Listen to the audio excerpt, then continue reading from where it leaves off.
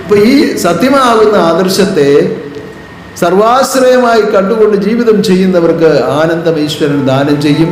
അതിന് യാതൊരു സംശയവും വേണ്ട. ലോകവശാൽ വിവിധ പരീക്ഷണങ്ങൾ ഉണ്ടാകും. ലോകവശാൽ പലവിധത്തിലുള്ള പോരായ്മകളും ദുഃഖങ്ങളും ഒക്കെ ഉണ്ടായേക്കാം.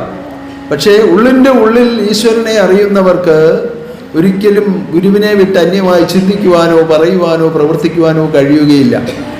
കാരണം അറിയുന്നത് അകം കൊണ്ടാണ്, പുറം കൊണ്ടല്ല.